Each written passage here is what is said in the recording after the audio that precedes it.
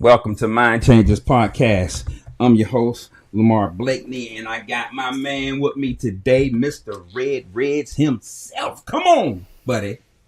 What's going on? What's going on? That's right. I am Shann Atkinson, better known as Reds, and we are the proprietors of Mind Changers Podcast. Yes, we are. Yes, we are. Listen, we have a super exciting episode, y'all. Y'all see me? I just put my earpiece in, right? I wasn't ready. Like Kevin Hart. But listen, we have a super exciting episode. Listen, tell your friends, tell your family, tune in because we're going to talk about Project 2025 after we go through this amazing intro. Mind Changers International, changing lives for the better. Our vision is to be a transformative platform that exposes lies and reveals the truth.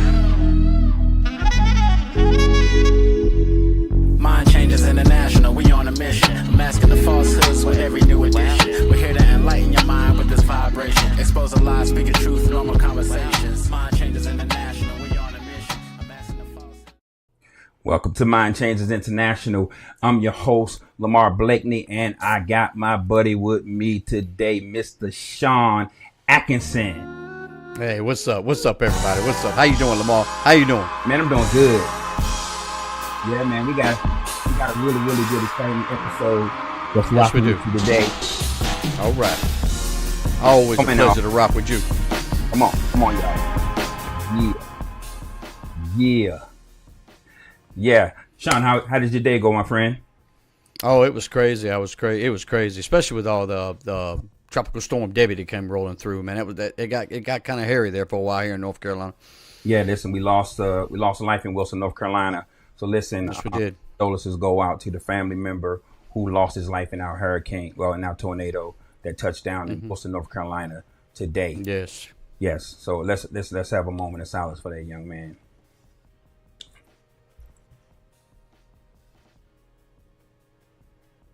Awesome. Listen. So yes, we have an amazing episode going on today. Listen, I'm trying to turn down my how can I say it? My iPad because it wants to make a bunch of noise today. I know, right? It's crazy. Right. It's making a bunch of noise today, but hey, it goes like that sometimes here on Mind Changers Podcast. But anyway, Listen, I know y'all been keeping up with the news, and we have really been diving into Project 2025 here for a couple of weeks. And we really have some really good information for you guys today. And Shann and I, we work hard, we work diligent to bring you this information. So listen, subscribe to our channel. If you got friends and family, let them know that we're talking about Project 2025. Tell them, Shann.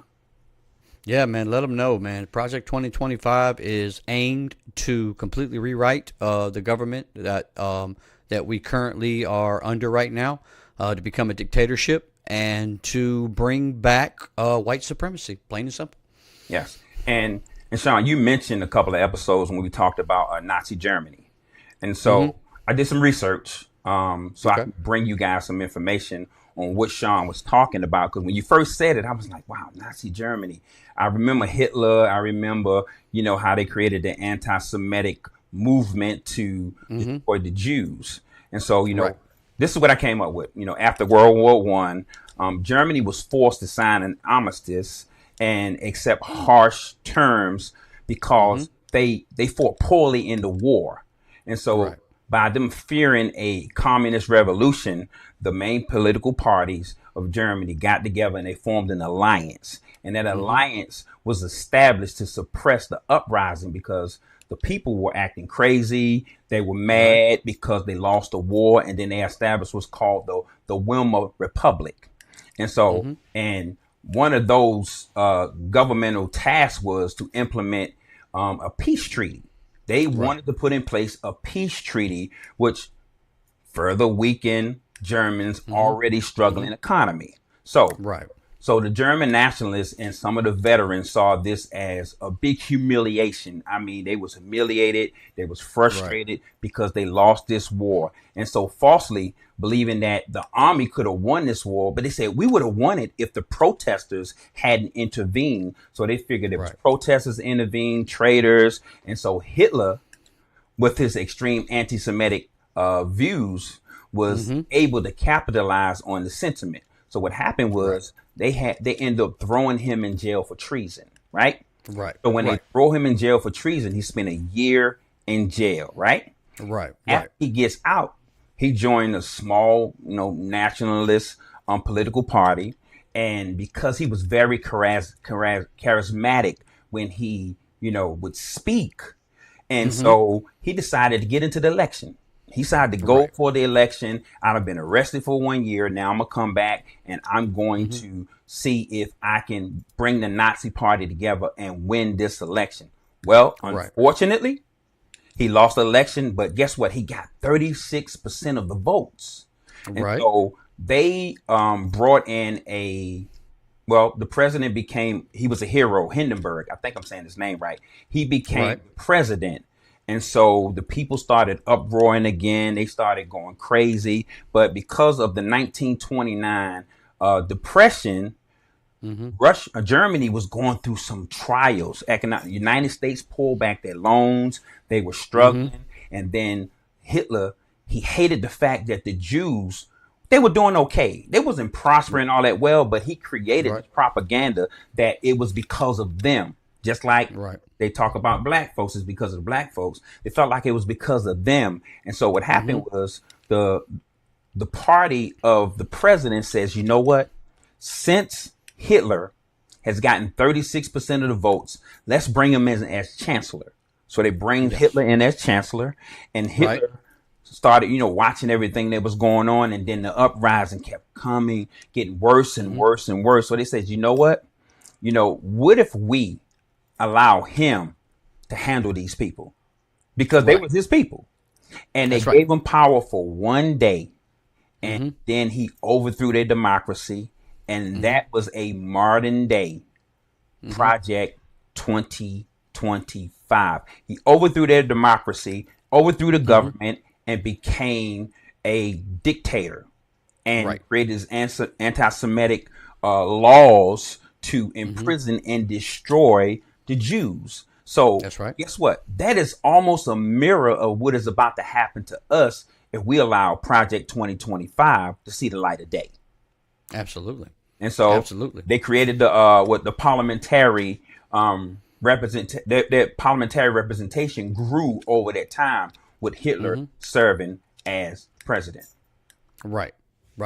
And also too, one thing we can look at, we can go back like we talked about last week, how he got that idea from Napoleon. Napoleon did the same exact thing during the French uprising. The French government decided to give Napoleon, because he told him, if you give me complete power for 1 day, I can do away, because that French uprising was very violent. I mean, people were getting their heads cut off. I mean, it was the guillotine was steady working, and they were cutting people's head off left and right. So he got that power for 1 day, and when he got it, he never gave it back. And it took an absolute war to pull him out of power. Same thing with Hitler. He got that power for 1 day, like you spoke of. Never gave it back, and they both had something that this Project 2025 has right now. They had support. They had a backing. They had people that believed in what they were doing and was ready to give all they had to make sure that this individual pushed this narrative in the direction that they wanted to go. And there's one thing we have to really look into this. Napoleon during the French Revolution and Hitler during the Nazi Revolution. Those were failed governments at the time. They were failed, and they were looking for something different. Actually, our democracy has not failed. We are not in a failed democracy right now. Now, are people upset with how people are acting? Are people upset about the rights that people are getting? That is just the growth of democracy. I mean, I think Tim Walz, the new running mate of Vice President Harris said it perfectly. Rights are like a piece of the pie. We can all get them. It's not like if I give you a right, then there's no more rights to give. No. Yeah. Rights are like pie. We can all get a piece of it. So our democracy's not failed, and they are looking to completely wreck our democracy. And when I think we're doing wonderful right now in our democracy, because you're starting to see the beauty of our democracy. Mm-hmm. You're starting to see the beauty of what our forefathers saw, and allowing everyone to have a voice, mm-hmm. not just let one a base of people control everything. And that one base of people, for some reason, they felt like they should always be the elite people in power. They see themselves losing it, and they're losing it. They're losing it. And another note, before Hitler came into power, they created what they called the Weimar Republic. And so when Hitler came in, he consolidated power, just like Project 2025 is going to do. And he suspended all civil liberties. He eliminated political oppositions, like the three branches of government. That was, and that, like I stated, was a modern day Project 2025. And then the Weimar Republic collapsed, and Hitler rose to power and served as and this serves as a warning to us that we cannot give anybody that type of power and put our democracy in danger, because we work too hard. Too much blood has been shed. Too many people have died. Too many people have given up their life just to give us this democracy, and we just can't hand it over to a narcissist. You know, and that's what I think Donald Trump is. He's a narcissist. He blames everything on everybody but himself. He has an excuse for every single thing. Everything. So, Shann, we have a video about Donald Trump going to the National Association of Journalists, right? Am I saying it right? A black journalist. A black journalist. Now, before you go into that, I want to add one more thing about Nazi Germany and Project 2025. Okay. I also want everyone to understand, too, that Project 2025 is not new.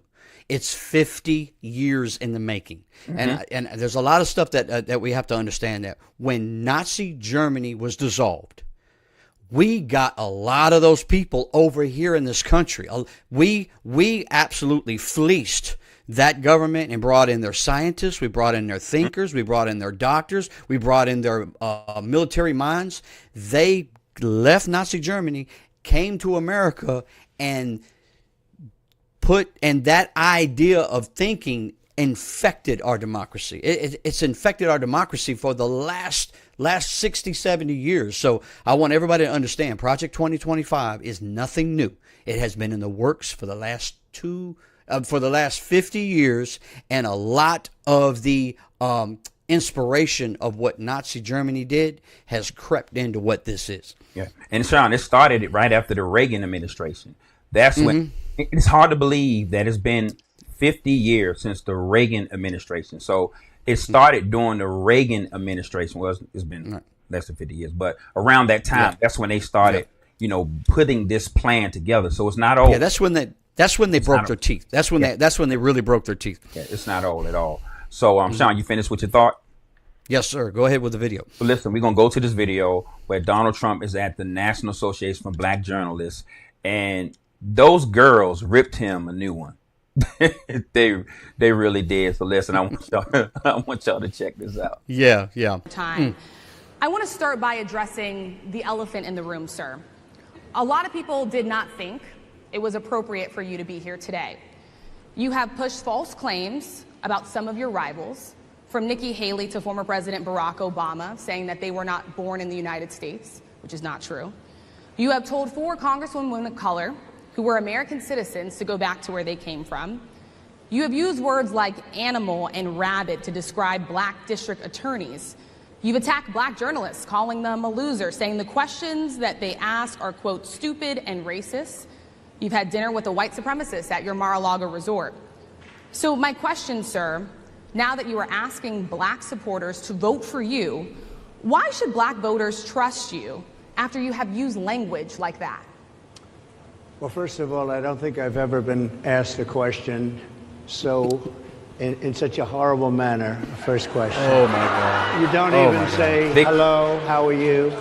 Are you with ABC? Hey, I'm going to stop there. You see how he going to, you see how this guy, I know. He go into victim mode. He stays in victim mode. He stays in victim mode. This is one of the worst questions that have ever been asked of me. He goes there. That dude is funny, man. Honestly. Yeah, he's absolutely. He can't be. Why should you can't black voters him. trust you after you have used language like that? Well, first of all, I don't think I've ever been asked a question in such a horrible manner. First question. You don't even say, hello, how are you? Are you with ABC? Because I think they're a fake news network, a terrible network. And I think it's disgraceful that I came here in good spirit. I love the black population of this country. I've done so much for the black population of this country, including employment, including opportunity zones with Senator Tim Scott of South Carolina, which is one of the greatest programs ever for black workers and black entrepreneurs. I've done so much, and and I say this, historically black colleges and universities were out of money. They were stone cold broke, and I saved them, and I gave them long-term financing, and nobody else was doing it. I think it's a very rude introduction. I don't know exactly why you would do something like that. And let me go a step further. I was invited here, and I was told my opponent, whether it was Biden or Kamala, I was told my opponent was going to be here. It turned out my opponent isn't here. You invited me under false pretense. And then you said, you can't do it with Zoom. Well, where's Zoom? She's going to do it with Zoom, and she's not coming. And then you were half an hour late. Just so we understand, I have too much respect for you to be late. They couldn't get their equipment working or something was wrong. Mr. President, I would love So I'm going to pause it right there, right? I know, right? He's a master at not answering questions. So the female journalist began addressing the elephant in the room, highlighting criticism against Donald Trump for his past comments. She also pointed out, Shann, that many believe that it was inappropriate for him to be there, right? Due to his promotion of false claims about rivals such as Nikki Haley, former President Barack Obama, saying that they were not born in the United States, which is so untrue. She also mentioned his remarks telling some 4 congresswomen of color who are American citizens to go back where they came from. So this is why people did not want him there and didn't think he should have been there, right?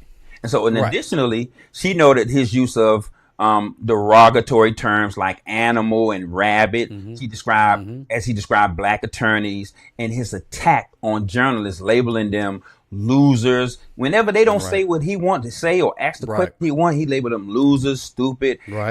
Furthermore, she acknowledged his dinner with the white supremacists at his Mar-a-Lago residence. So now she's about to ask him another question. And you got a thought on that, Shann, before I go further? No, go right ahead. All right. Very nasty question. I have answered the question. I have been the best president for the black population since Abraham Lincoln. That's my answer. Better than President Johnson, who signed the Voting Rights Act? And for you to start off a question and answer period, especially when you're 35 minutes late because you couldn't get your equipment to work, in such a hostile manner, I think it's a disgrace. Let me just ask a follow-up, sir, and then we'll move on to other questions here. Some of your own supporters, including Republicans on Capitol Hill, have labeled Vice President Kamala Harris, who is the first black and Asian American woman to serve as vice president and be on a major party ticket, as a DEI hire. Is that acceptable language to you? And will you tell those Republicans and those supporters to stop it? How do you define DEI? Go ahead. How do you define diversity, equity, inclusion? Okay, yeah, go ahead. Is that what your definition? That is give me a literally definition the words then. Would you give me a definition DEI. of that? Give me a definition. Sir, of I'm that. asking you a question, No, a you very have to direct define question. it. Define it for me, if you will. All right, Shann. So she just defined it for this guy. Yeah, I know. He says, I need you to define it. Define it. Diversity. She said diversity, equity, and inclusion. And he's still asking her, well, can you define it? You know, he had them little short hands. You know, can you define it? Can you define it? And she did. This dude is crazy. And listen, and people want this man who can't even recognize that a question has been answered as a president. Right. Yeah, definitely, because Trump really, he loves to be combative all the time. I mean, that's what he needs to be, in that combative nature. He doesn't know how to exchange thoughts in a mature way. He does not know how to exchange thoughts in a calm and it's unreal how this guy always attacks people, how this guy always puts people down, how he always talks bad to people. I mean, the things that he says about people, calling them stupid, calling journalists stupid, calling just today he said Kamala was not very intelligent. I mean, who says stuff like that? That's the stuff you say in a school playground when you're arguing with the guy that you can't stand. It doesn't make any sense. It makes no sense at all. And for people who want to vote for him, you know, we all had listen. Mm-hmm. Everybody has their right to vote. You have a right to choose who you want to choose. Absolutely. But you got to look at character. You cannot bypass character, because character is a spirit, right? Whatever like actors, Sean. If I'm playing a role, right, as an actor, I'm in a character. I'm playing this character, and this character has a certain way it responds, act, and be. And his character is who he be. And I know that's not proper English, but that's the best way I can sum up this guy. But let's go back and let's look at this right here, because he crazy. Is that acceptable language to you? Let me go back. Here. Some of your own supporters, including Republicans on Capitol Hill, have labeled Vice President Kamala Harris, who is the first Black and Asian American woman to serve as vice president and be on a major party ticket, as a DEI hire. Is that acceptable language to you? And will you tell those Republicans and those supporters to stop it? How do you define DEI? Go ahead. How do you define diversity, equity, inclusion? Okay, yeah, go ahead. Is that what your definition? That is give me a literally definition the words then. Would you give me a definition DEI. of that? Give me a definition. Sir, of I'm that. asking you a question, No, a you very have to direct define question. it. Define it for me, if you I would. just defined it, sir. Do you believe that Vice President Kamala Harris is only on the ticket because she is a Black woman? Well, I can say no. I think it's maybe a little bit different. So, I've known her a long time indirectly, not directly, very much, and she was always of Indian heritage, and she was only promoting Indian heritage. I didn't know she was Black until a number of years ago, when she happened to turn Black, and now she wants to be known as Black. So I don't know, is she Indian or is she Black? She has always identified as a Black woman. She went to a historically Black college. I respect either one, but she obviously doesn't, because she was Indian all the way, and then all of a sudden she made a turn, and she became a Black person. Just to be clear, sir, do you believe that she is... I think somebody should look into that, too, when you continue in a very hostile, nasty tone. It's a direct question, oh my sir. God. Do you believe that Vice President... And here's the thing. This man will not submit to the authority of a woman. No, absolutely not. Will not submit to the authority of a woman to save his life. And women... And go ahead. Ooh. Go ahead, Sean. And not to mention a Black woman. That's going to drive him crazy. Educated Black. Absolutely. And I need everybody to understand something. Trump did not come on the radar with all this politics until Barack Obama was president of the United States. Something about Barack Obama troubled his spirit like nothing other.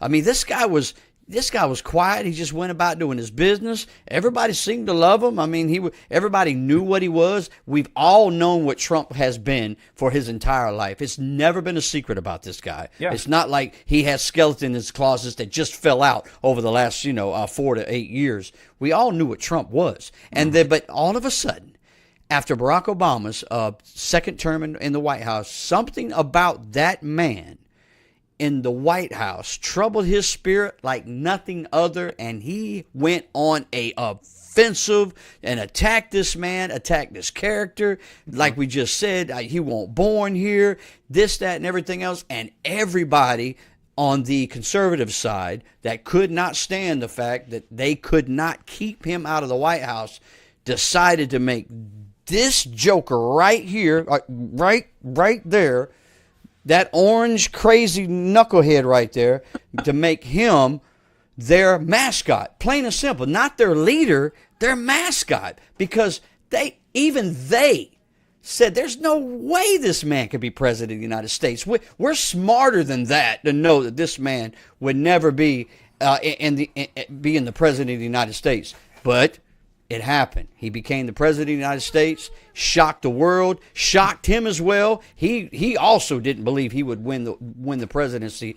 And now we are, and the way it is when you are in such a role, when you're in a leadership role, when you are leading the free world, all of who you are, all your character, you cannot hide it. It comes out, and that nasty, mean, hateful, racist bigotry that he has in his heart is the same stuff that those people in this country want to be. And they love him because he empowers them. He gives them that platform that they want. He gives them that springboard that they need. He's that mouthpiece to say all that hateful stuff that they say. And then by the fact that he is the president of the United States, as he was at one point, it empowers them to say, oh, I can go to my job. I can say all this stuff I've been wanting to say to that guy that I don't like. I can say all this stuff. I can be hateful. I can say derogatory things. I can call Joe Biden's son, a crackhead. I can call Kamala Harris the original hot tour girl. I mean, things that men of his power, I mean, the men in power that have to have a certain standard would never say that about their colleagues. Right. These men, there was a time in our country that you would never say things like that about your colleagues. You wouldn't agree with what they did all the time, and that's fine because democracy is not always about agreeing. But you would never attack somebody's character when it's nothing but lies and exaggerated facts. Yeah. Okay, I'm off. I'm done. No, hey, listen, Sean, man, pull the belt out. Y'all see Sean pulled out a long belt on Donald Trump. But listen, this is what people don't understand. Donald Trump started out as a Democrat, and he said, I wish I had the video. He says, you know what? If I ever run for politics, I'll be a Republican because, they'll believe anything. He said that. They'll believe anything. And here's the thing. People have to understand.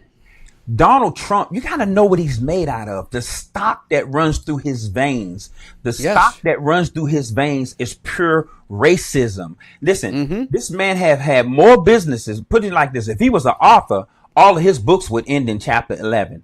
All of his businesses ended in chapter 11 because he knew how to manipulate it, because the stock that he's made out of, the things that run through Donald Trump's vein is the thing that has killed Americans, hurt Americans, assassinated Americans, that has taken our culture of people and treated them so inhumane in society that it was ridiculous. And I'm telling you, this orange abolitioner, this guy right here, his character is bad. And for anybody that feels like this man is a honorable man, then you need to question the stock you're made out of. Absolutely. You can't be that. You can't be that naive. You can't be. No, he's not. Crazy. There's nothing honorable about this man. He's just a businessman. Period. He's just a businessman. Yeah. And let me tell you something, Sean. When he won, he came out on stage like, I can't believe these fools chose me. He had a look on his face like, y'all gotta be kidding. I really won? These people that stupid? Yes, they were.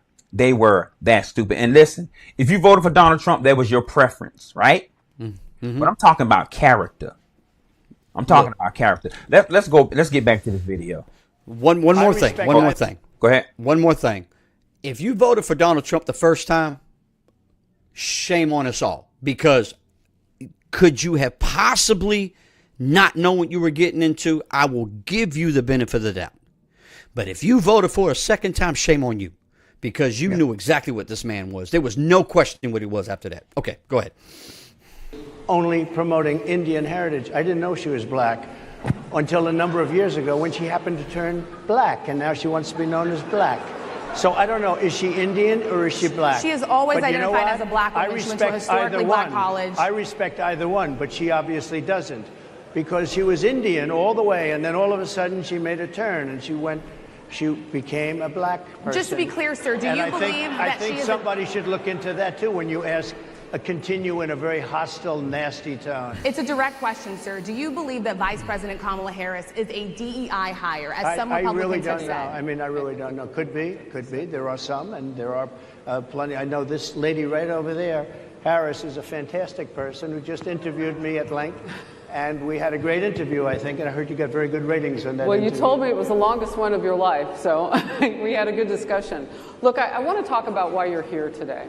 I mean, it is not lost on us how divided we are as a country. And as you were coming today, we really got to see that we are divided along the lines of race, along the lines of gender.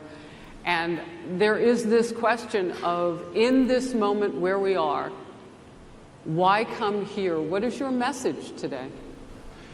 My message is to stop people from invading our country that are taking, frankly, a lot of problems with it. But one of the big problems, and a lot of the journalists in this room I know and I have great respect for, a lot of the journalists in this room are black. I will tell you that coming from the border are millions and millions of people that happen to be taking black jobs. You had the best. What exactly is a black job, sir? A black job is anybody that has a job. That's what it is. Anybody that has a job. All right. And Mr. President, they're taking the employment away from black people. They're coming in, they're invading. It's an invasion of millions of people, probably 15, 16, 17 million people. I have a feeling it's much more than that. And everybody's been seeing what's happened. The first group of people, the black population, is affected most by that. And Kamala is allowing it to happen. She's the border czar. She's the worst border czar in the history of the world. There's never been a border czar like this. She's never even essentially been. She said she was there once, but not the right part of the border. So she was a border czar. She's done a hard time. Okay. So Okay. So let's dissect this. Okay. So yeah, man. We're going to go back to something Donald Trump said. He claimed that he saved the HBCUs from financial ruin by providing, right. I think it's a long-term financial financing, stating that he signed an executive order in 2017 to enhance federal resources for these institutions. So here's the fact check. The Obama he did somewhat. He did after Obama. See, the Obama administration also took significant steps to support HBCUs, including they increased federal funding for HBCUs to support infrastructure and student aids, establishing the White House Initiative on HBCUs in 2010 to ensure equitable funding, encouraging partnerships between HBCUs and federal agencies for research and job opportunities. And they also implemented student loan reforms to ease financial burdens on HBCU students, enhancing STEM education, because I'm giving the facts. STEM education and HBCUs through grants and initiatives advocating for equity and funding and resources between HBCUs and predominantly white institutions as well. Right. Exactly. Yeah, so exactly. He ain't the hero for that. He rode the wave of what Obama had already put in place. He just added a couple of more elements to it. But it wasn't you, Mr. Trump, who saved the HBCUs. Right. That's right. That's right. And then not to mention, if we go back to listen to how his tone deafness of Kamala's race, being biracial, which is of Indian, the country India, and her father is Jamaican. So when you have this whole tone deafness of that group of people about race is unbelievable, because I'm in that life right now. You know, as you know, and as all my viewers out there know, I'm married to a black woman. I have been for 30 years. Love her to death. Love you, baby. You go black, you won't go back. Okay. So, you know, and I've got 3 biracial children. I got 3 biracial children with this woman, and they embrace both sides. They embrace their white side, which is me. They embrace their mother's side, which is black. And I want them. I want them to do that. Anybody with a right mind, with any kind of compassion whatsoever, has no issue with somebody embracing both sides of their family. And when you use it as ammunition, as to say she doesn't know what she is, or she was this one day and she was that the next day, well, I'm sorry to break it to you people. It's her prerogative. She can do whatever she wants to in that fashion. That is what multiracial means. I can be this one day, I can be that the next day, and you just embraced who I am as a whole, period. So that tone deafness and using it as ammunition is just, it's unreal. And Shann, I said this before, none of us are one of anything. Like, my father's Jewish, right? My father's Jewish descent, last name Felder. I'm named after my dad's last name. On my mom's side, my grandmama, they got Caucasian and Indian. So I can rep a lot of different, cultures. Yeah, but absolutely. When you are biracial, you're more diversified as an individual, because now your heritage is so broad. It's 360. So it's so broad. And Shann, I want to go back into some of the things that Donald Trump said in this past video. He also declared himself as the best president since Abraham Lincoln. This guy let this fall out of his lips that he was the best president since Abraham Lincoln, right? So it's a fact check. While many presidents have impacted African American historians, often Abraham Lincoln, known for the Emancipation Proclamation, which began the process of abolishing slavery. Then you got Lyndon B. Johnson, who was very instrumental in passing the Civil Rights Act of 1964 and the Voting Rights Act of 1965, which decimated segregation and protected voting rights. Donald Trump, you are not the best president of any president. No. Matter of fact, my high school president in school was better than you. Yes. Listen, I should be president, Shann. I should go and vote and be president. Y'all pick him. You might as well pick me. I know economics. Exactly. Well, hey, you would do a much, much better job, sir. I can promise you that. You would do a much, much better job. And not to mention, we got to throw in Kennedy. I mean, Kennedy was pure assassinated if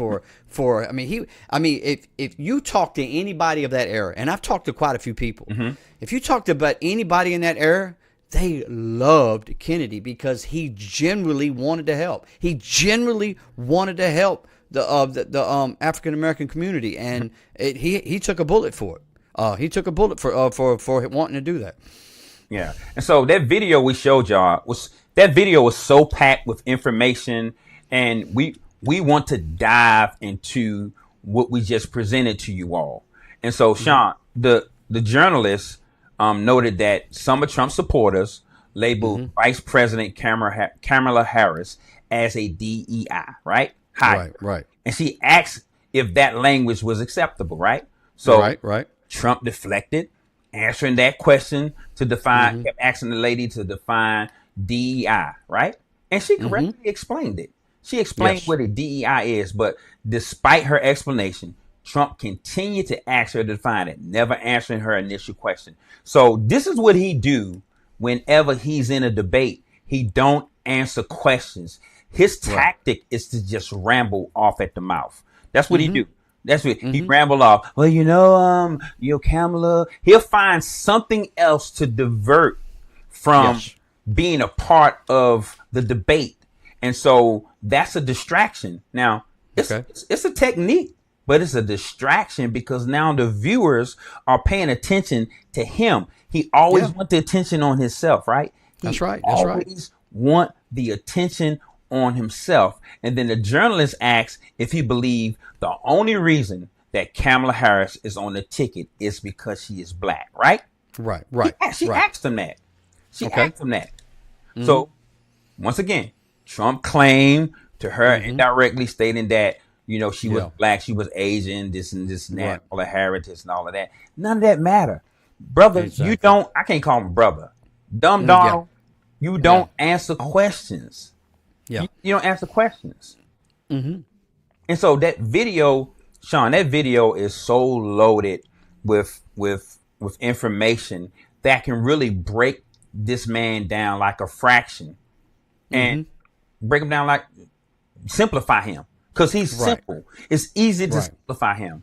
And I can't remember the other journalist's name, but she addressed the division in the country and asked Trump, what is his message for the day? Trump's response was also focusing on immigration, right? He stated that that immigration was causing problems, that many immigrants are taking black jobs. What's a black job? I know. Yeah. I know what a black job is. Go ahead. Hey, massa, I picked some good tomatoes today. That's right. I got all of the corn, massa. Black jobs. And then he says, well, a black job is any job. It's a black job. Why is it a black job? Why is it not a white job? Why didn't he say, hey, white people, you're losing your job to all the, migrants? I mean, no, he doesn't say that. Migrants have taken jobs from everybody, not just black people. And so then the journalists follow up with another question, asking him to clarify what black jobs were. And he says, black job is any job that anybody has, right? Yeah. Exactly. That's just, he's deflecting. He's deflecting. He got cornered. He got cornered, and he's just trying to deflect and say something ridiculous so that he can just push it off of him. Push it off of him. And let me tell you what he do, Shann. He's a magician at scapegoating, right? Yeah. Scapegoating of immigrants as if they the cause of our employment challenges and issues and things like that in America. No, man, listen, systemic racism is the issue, right? Exactly. Systemic racism is the issue. This country does not belong to us. Everybody else, it belongs to them. It belongs to the Native American. It belongs to the Hispanic. It belongs to the African American that built this off their blood, sweat, and tears. That built this entire nation off their blood, sweat, and tears. We have been proprietors of exploitation our entire existence. That is what we are good at. And I'm sorry, people, that my cousins are so good at it, because it's ridiculous. It's ridiculous. And then when you say, this is ours, it's ours, and then you don't even look at the fact of have the compassion to be like, well, it never was yours. You stole it. You murdered. You raped. You begged. You borrowed. You stole to get this nation. And now you push these people out. You push them into areas that have no economic stimulation whatsoever. The years have caught up. We and our drug appetite has caused the violence down there in South America like nothing you have ever seen. That's right. And now these people are just trying to survive something that we put them in. We put them there, and they're just trying to survive, and they're trying to come back and get a piece of the American pie. And, oh, my God. Okay, I'm done. Yeah. And, Shann, in that video, right, he brought up another false fact. He says, Kamala Harris is the worst border czar that has ever lived. So here's Why a did you have fact, to say y'all. border czar? Why'd you have to say czar? Why'd you have to I mean, come on now. So here's the fact check. We're going to fact check this, right? That statement is misleading. And it's very vice misleading. president is not in charge of the borders, never have, in charge, and never been in charge of border policies, right? The responsibility falls on... Biden actually gave her the rope on that and said, run with it. As far as she did. She wasn't like in charge of it. The responsibility fell on, I think his name She was the referee. She was the referee. Plain and simple. She was the referee. Yeah. I think the guy name is Alejandro Mayorkas, the Secretary of Homeland Security, and Xavier Becerra, the Secretary of Health and Human Services. They are the border czars. They are the people. They are the ones who put all of these processes together so that they can protect our borders. She was assisting them. She was not the border czar. She was assisting them because our president told her, I want you to be involved in this. Right. Right. Mm-hmm. So and what they're also not saying is that the bipartisan bill was written, was ready to be voted on. Both sides of the aisle were happy with the language in that bill to start tightening up this border, and then all of a sudden, all the Republicans pulled out of it. They pulled out of the deal and then just made it look like the Republicans did something wrong. I'm sorry, they made it look like the Democrats did something wrong. Why did you pull out of it? If you liked it well enough to say you were going to go ahead and push it through, you pulled out of it to make them look bad during election. It was nothing more than an election tactic to make them look bad, like they didn't know what they were doing. Yeah. So, like I said, he's going to stay on this immigrant thing, right? Because, like I said, that's he's gonna ride that dead horse. He's gonna ride that dead horse. Immigrants as the cause of employment challenges facing, saying that it's facing Black America. He oversimplified that, and it's just done to distract us from the systemic issues of racism, education, inequality, and economic marginalization. And that is why he keeps talking about these immigrants, just like Hitler kept talking about the Jews and saying that they're the problem. He want to make the immigrants the problem.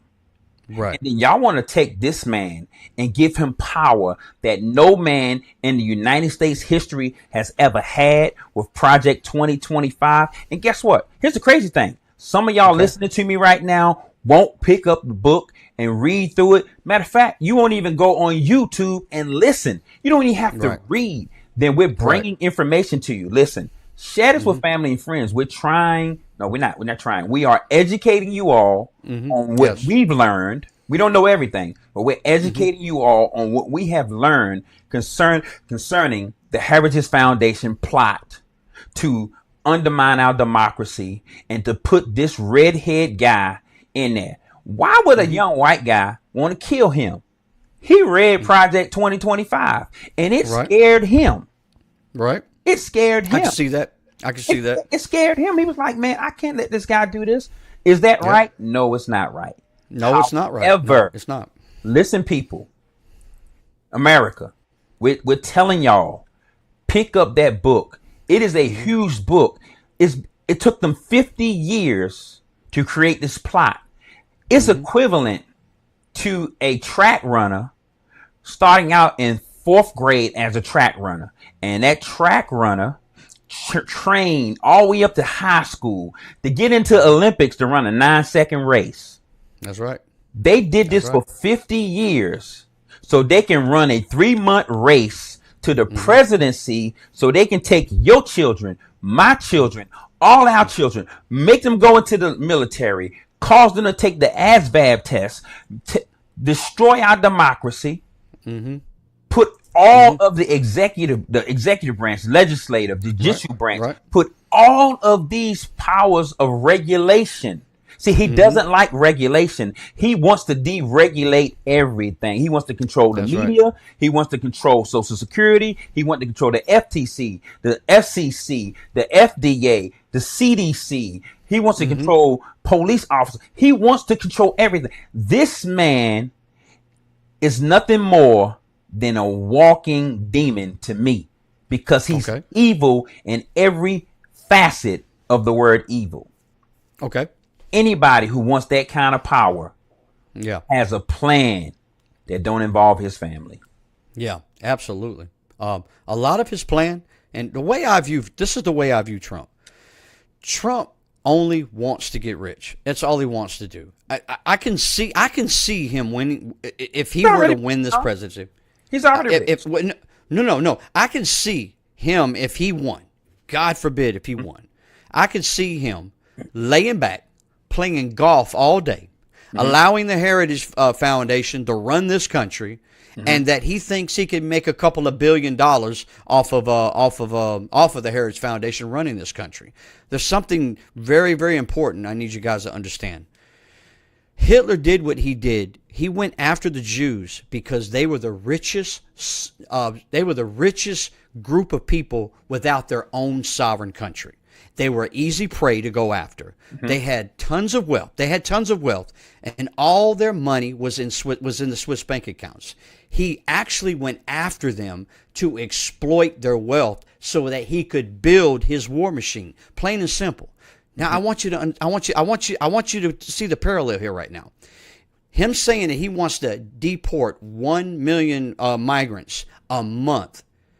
These migrants are pretty wealthy too. I mean, I don't know if you've seen them coming and going, but they pull their money together really, really well. Mm-hmm. They pull their money. So when he starts getting these people out of this country that he wants to do, and where do you think their wealth is going to go? You think he's going to say, oh, yeah, just take your wealth with you? I promise you, he will not. He will also exploit and rob these people when he throws them out of this country, just like Hitler did when he exploited and murdered the Jews during the Holocaust. And you know what, Shann? There are actually individuals watching this mad with us right now. Oh, God, no. They're super mad. All we bringing is facts. That's just facts, man. Defact us. Bring your facts. Listen. Mm-hmm. Put your comments in. We're not afraid of your comments. Put them in there. Mm. Guess what? Yeah. And we will address those comments. Come on. Listen, we will address those comments. It is time for us to stand up. They said, if you don't want black people reading nothing, put it in a book. Well, they put it in a big book. 922 pages of eye straining, brain fogging, documentation. And they got there to call them a think tank. They got to be a think tank to work on something for 50 years. Yeah, that's right. For 50 years.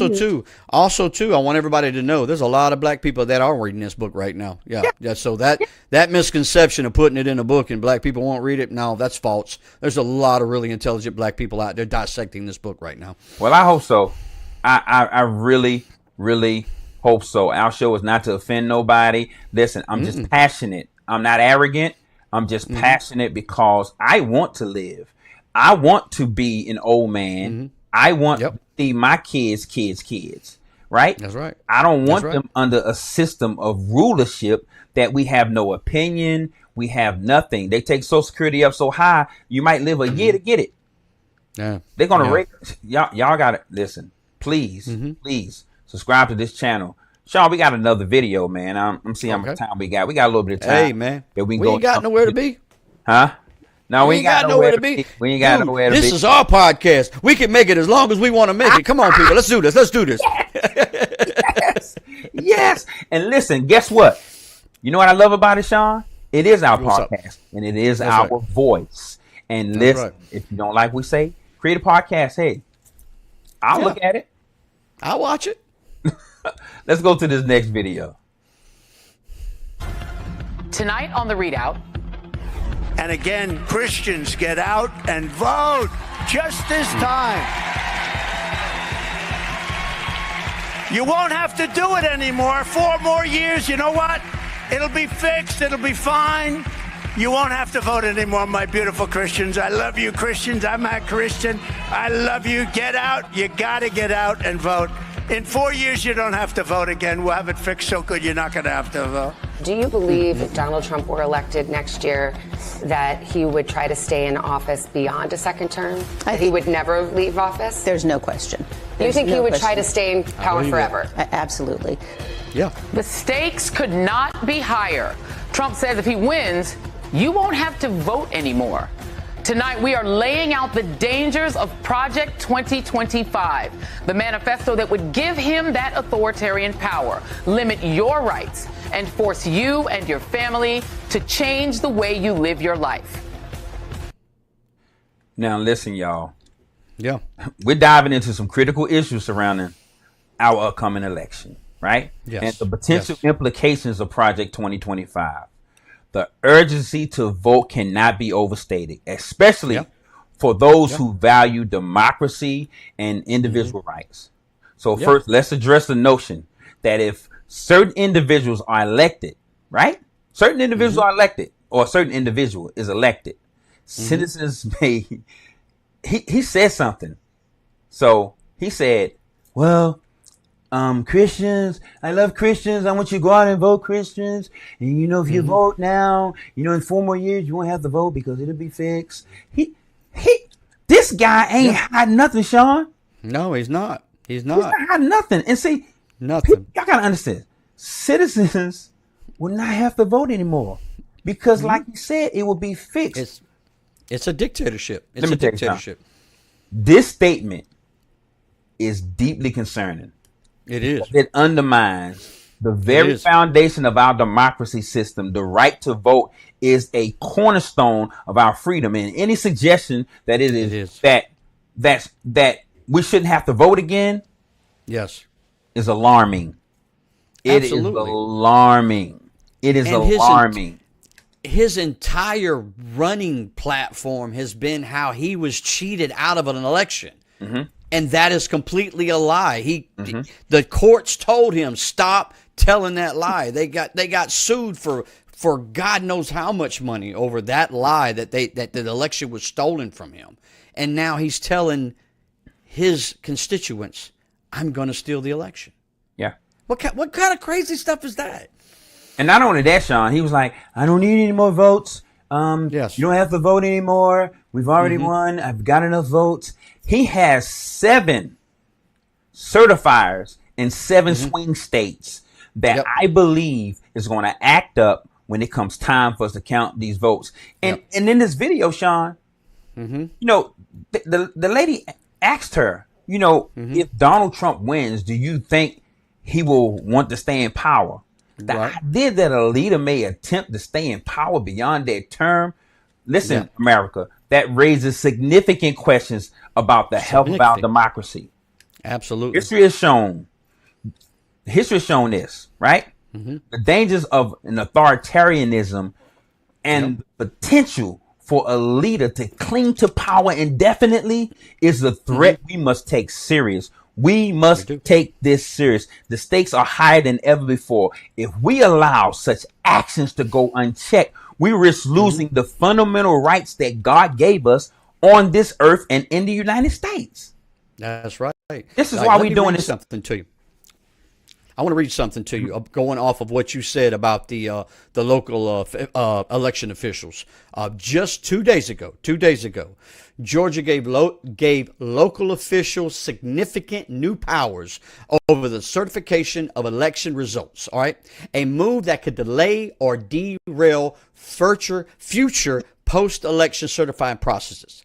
In a 3-2 vote, the Republican-controlled State Election Board of Georgia voted to define the certification of election results as attesting after reasonable inquiry that the tabulation and canvassing of the elections are complete and accurate, and that the election results are a true and accurate accounting of all votes casting. Now, the rule does not define what a reasonable inquiry is, which means that different counties will most likely interpret the rule completely different.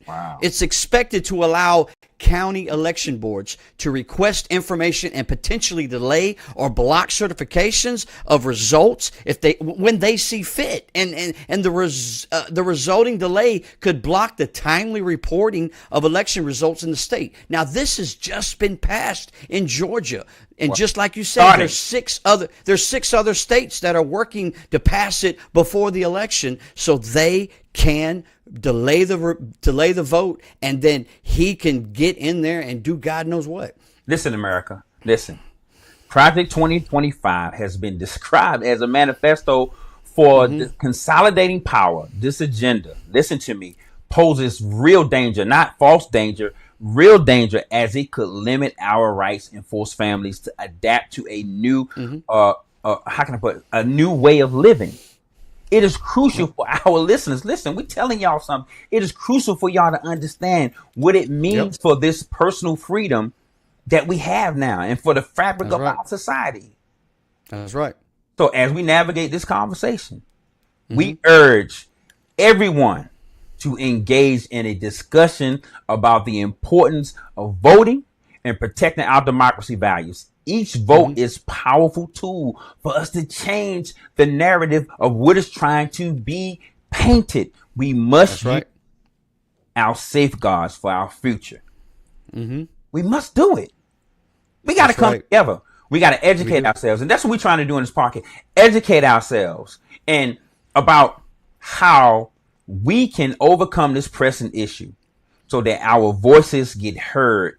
This man is trying to be an autocrat.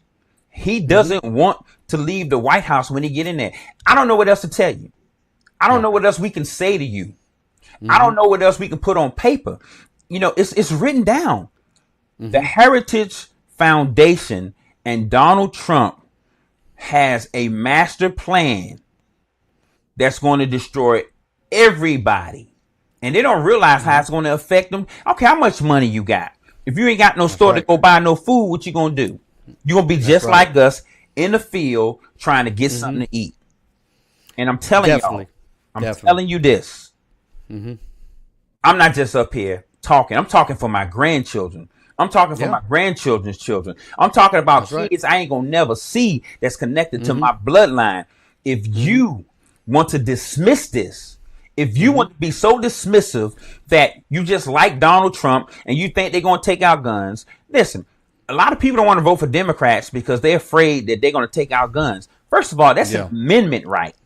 Do you know what you have to go through to overthrow an amendment? Find one amendment that has been overthrown outside of abortion. Never happened. Never happened. It's not going to happen. Look, Lamar, your right to vote wasn't an amendment. And I promise you, if it was so easy to overturn, they would have done that they would have got rid of that right a long time ago. That's right. That's right. So listen, Project 2025, it represents a significant shift in American democracy and the landscape of America. And understand this.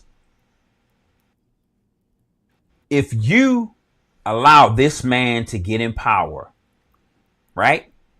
When it goes south, don't say nothing. Oh, God, yes. And it's going to go south. Don't say nothing. I promise you. When you can't even say, I don't like Donald Trump, they're going to come lock you up. The Department of Education.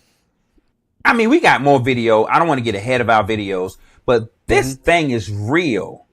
James Brown had a song, I'm real, I'm the real super bad. This real, it is real and super bad. Y'all bet to wake up. Be woke. Stop walking around here half dead and sleep. This is real. This is real. Shann, the more I get into, let me calm down. Let me bring my spirit. The more I get into Project 2025, the harder it is for me to sleep at night.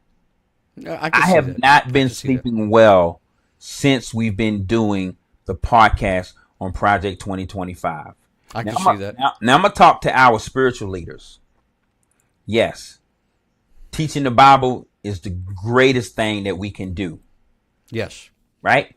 But there's a thin line between faith and foolishness. We should be teaching this on Bible study.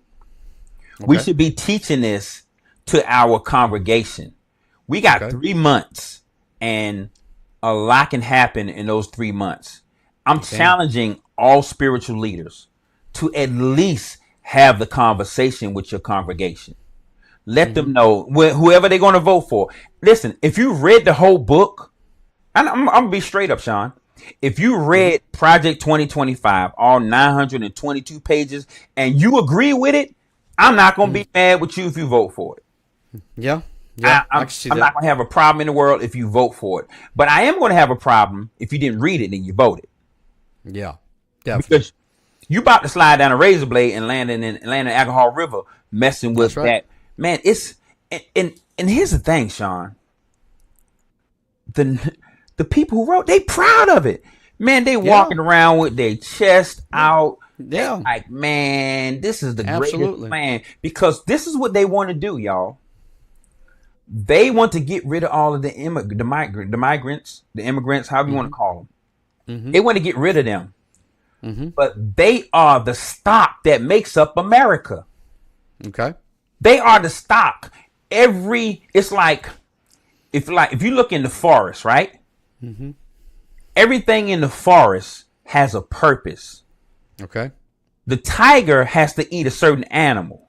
That certain animal has to eat another animal. But they're all important for the ecosystem, right? Mm-hmm. They all work together. You think it's cruel and like, dog, the lion killed the gazelle and then this insect killed this insect. All of these different elements are in the United States, and they work to make the United States what it is. Okay. They're so important to our economy. They're so important to our lifestyle because if you take them away, you'll find out how important they were.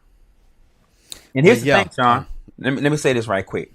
Yep. You don't value what you have until it's taken away from you. And I'm gonna give you an example, a little story. One day it was beautiful outside, right? And my mom was like, "Why don't you go outside and do something with yourself?" Because I was a busybody, right? I ain't want to go outside and do nothing. I want to stay in the house and create havoc. I go upstairs and break something, and then she says, "You know what? You punish." And all of a sudden, outside became this beautiful oasis. Everybody outside having more fun than they've ever had in their life. That's right. The sun looked better than it ever looked. It is until that thing that we have as a privilege is stripped away from us for us to realize how important it is. That's right. And when your freedom, go talk to a man in prison for 20 years and he'll tell you, I will do anything just to walk down the street 3 blocks and walk back. That's right. You're not going to know your freedom until it's taken away from you. That's right. That's right. And listen to what Lamar's saying, because it's not a secret. It's not a secret. The ideology of this country has always been to put down the black man and black woman. That has always been the ultimate goal of these white men in power. They've always wanted that. They truly, and I'm going to tell you right now, this is what they want. I'm going to tell you what they want. They want to do away with the Hispanic population. They want them out of the country because it's complicated. They're trying to simplify it. They want them gone. And then they want the African community to get back in the place that they wanted them in 300 years ago. This is nothing more than trying to put the African American community back in a place that they think they need to be, that place they want them to be. And that place is subservient, below, back underneath, because it's driving them crazy that the black community is prospering and educating and leading and doing wonderful things. It's driving them bonkers right now. And they're trying to simply uncomplicate it for them because they can't focus on one thing at one time. They are trying to uncomplicate it for them, get rid of the Hispanic population, and they want to put the African American community back in the place that you guys were 300 years ago. Absolutely. That is all it is. And it is the sickest, the meanest, most hateful ideology. I can't quite wrap my head around why that's the case. I don't truly understand why they want it so bad. I guess if I could know, then I would be one of them. So I guess I'm glad I'm not insane like they are. So that I can't understand it. But that, and I know a lot of people will say, no, it's not like that. We're not thinking that way. I promise you, people, listen to me. This is what they want. They want to see this country back as it was 300, well, maybe not 300 years ago. They want to see what it was like during Jim Crow era. They know they can't go all the way back to slavery, where they had you in the field, but they would love to at least get back to the Jim Crow era. And if this project 2025 gets a hold and they get their teeth into this thing, I'm telling you, people, my white friends out there, we have got to stand up. We have got to tell people what this really is. We got to stop sugarcoating it. When you're out there on your golf trip and those guys are out there talking and they're talking stupid, you need to speak up, people. You need to tell them we ain't doing this. This ain't what this is. Our black brothers and sisters are with us. I'm with you. I am not for Project 2025. I want to see this thing abolished. I want it to go away. I want it to burn in straight up hell. I don't want to send nobody to hell, but I want that to burn in hell, because that's exactly where it's come from. That has come from the fiery pits of hell.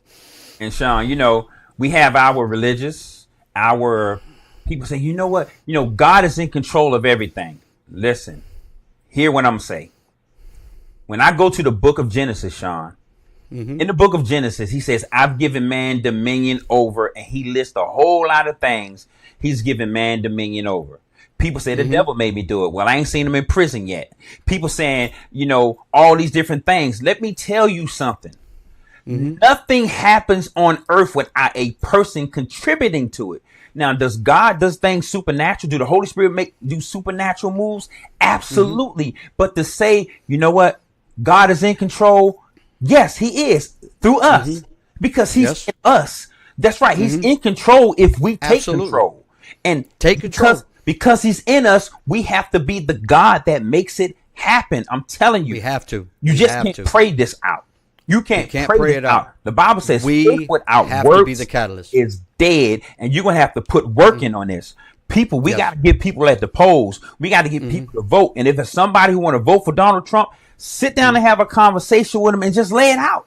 And if they say, I want what he offered, it's nothing we can say. That's right. It's nothing we can say. There's nothing we can say. If that's what he wants, fine. I'm not against somebody wanting something that they want. But listen, you better be realistic about it. Be realistic about it. Shann, we got one more video, man. I think we can make it through this. And we can conclude our episode for tonight. But, man, listen, this is some great conversation. Listen, share this with friends and family. Subscribe to our YouTube channel. We want to bring great content. Listen, if you know a congressman or somebody who wants to come on this podcast and give us some stuff we don't know, please send it to us. So let's check the video out, Shann.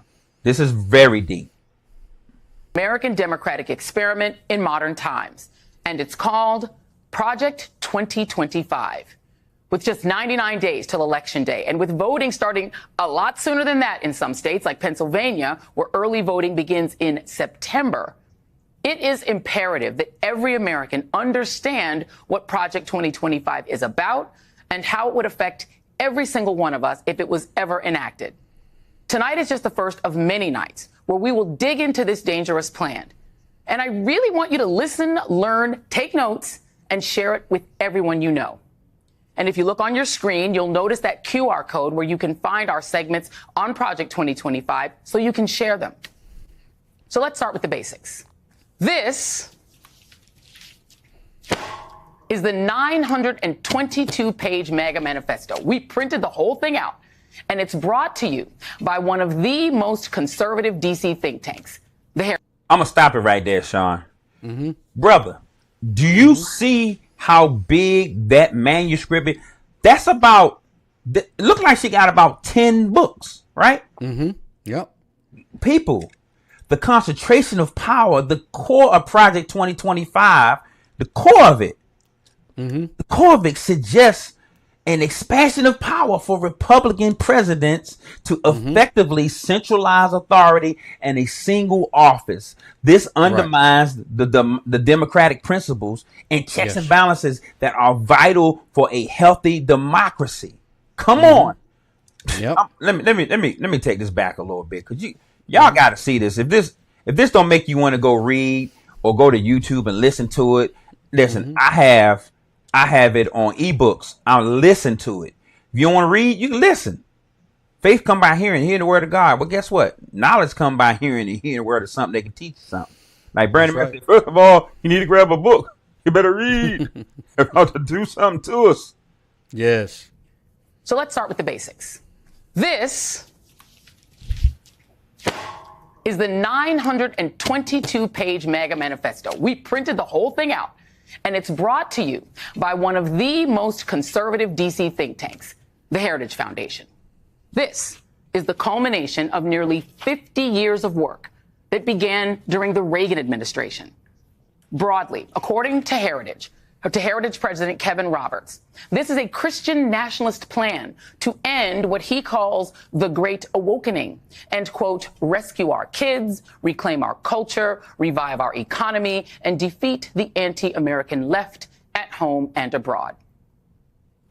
This manifesto, which they call a book, is a specific roadmap on how to accomplish that by giving a Republican president unprecedented power. They do that by...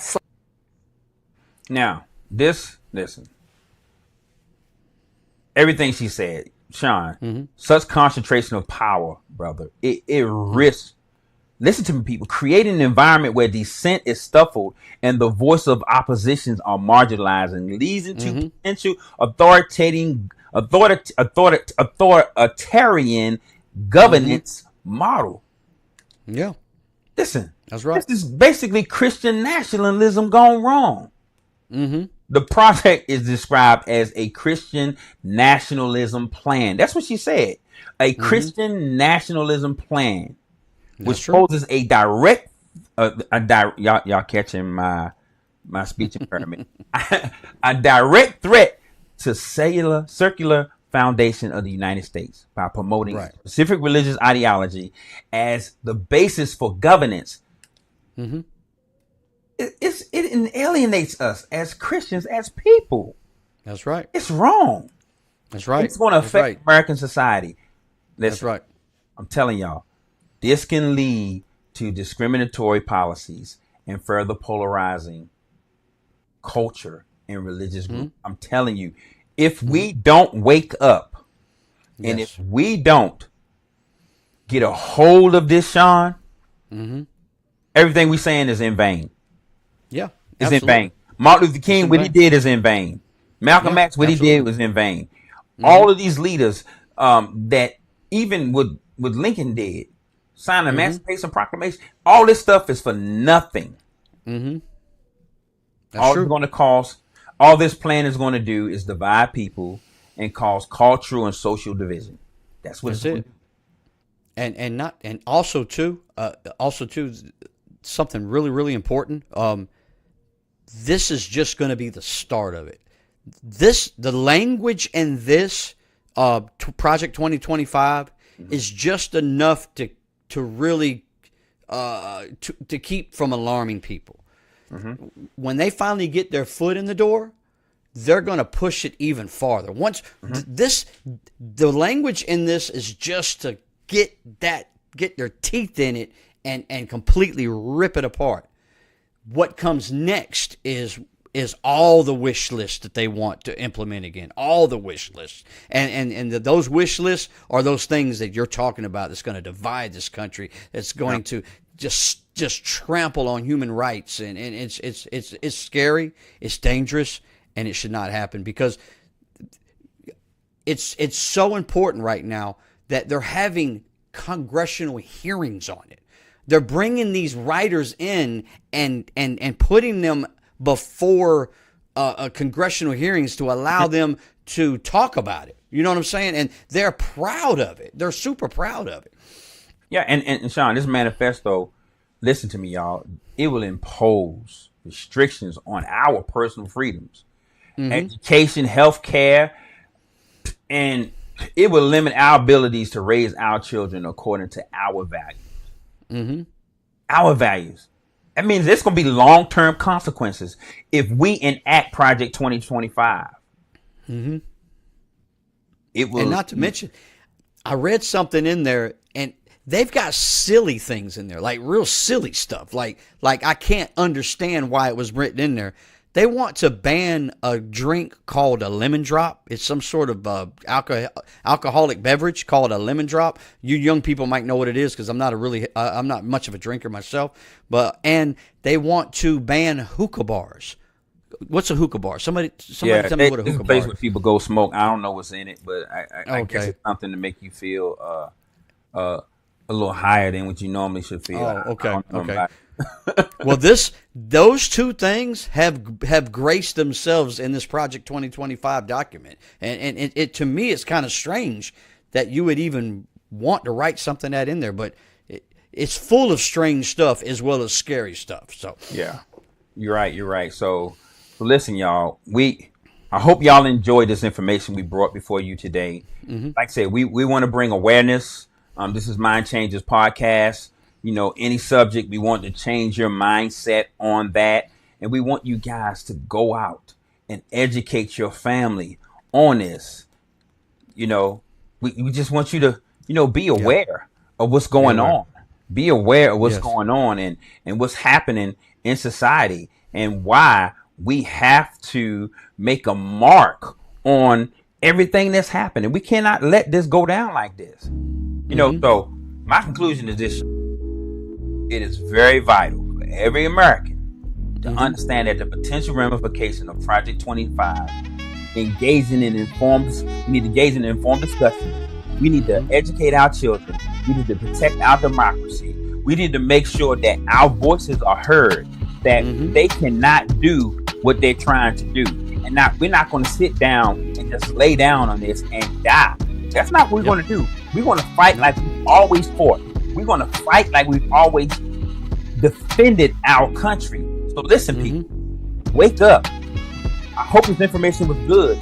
Tell a friend, share this podcast with somebody, because I'm telling you, it's going to happen. We're going to have an election, and that election is being challenged right now because we got this red abolitioner who wants to do all these crazy things to us, and he wants to make sure that he stay in power. Sean, you got any final thoughts, Sean? Yeah, I'm just going to say it with really simple. Everybody, our democracy is not broken. It is bigger than one person. It is all of us. And Project 2025 will get rid of all of us and give it to one person. Right, listen, it's the next time we told you guys. We told y'all, we came to expose the lies and reveal the truth. We told y'all, we bring in biblical principles of factual truth. We told y'all, we came to expose the lies and reveal the truth. We told y'all, we bring in